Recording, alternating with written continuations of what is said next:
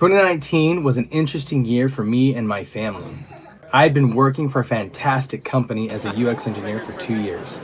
In 2019, there was a push to have our team all be designers. I really didn't want to do that even though I had training and background for it. Because of that direction, I soon found myself looking for another job. Over the next 2 months, I got several calls from recruiters. I was always leery of them, but one stood out to me and I was happy to follow through on an interview if I could talk with the hiring manager. I had my interview. It hadn't been 5 minutes after getting off the phone that the recruiter called me back and said they wanted to hire me. I couldn't believe it. The job was on site, but halfway across the country in Omaha.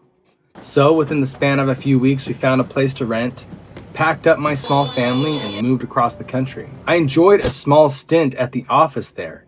I enjoyed the culture. It was short-lived though, because within the next few months, a global pandemic hit. I watched as the world reacted to COVID and thought, wow, this is biblical. Not because COVID was so terrible, but because of the fear and how the world was reacting to it.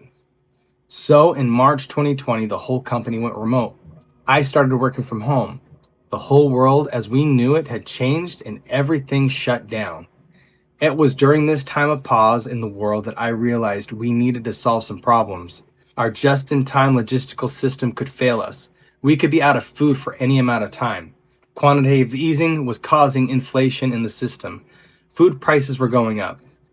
These were and are still big concerns for me. I want to solve the food problem for my family. I couldn't start a garden where I was because I was renting. I had to try and figure something else out. This led me down the rabbit hole of hydroponics and 3D printing, and I haven't looked back up.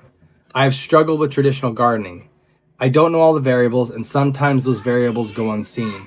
So, for the past 6 years, I've been studying, I've been experimenting, I've been watching what others are doing, and now it's time for us to make things happen on a larger scale. I am an engineer. I like simple systems. When I can't control the variables or there are several points of failure, my brain wants to bypass those things or find a different solution. There are too many variables and things I don't understand about traditional gardening. I want to solve the food problem first for my family and then for my community. If I can help people in small spaces have means to grow their own food, then we can get ourselves less dependent on the just-in-time systems that run this world. That's why I've started Roots and Circuits. There's a double meaning to it too.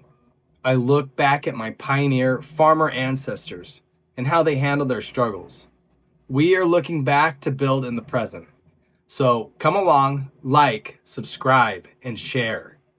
We will share our laughs with this circus of a family of mine as we navigate the trials of today with new methods of growing food. Thanks for watching.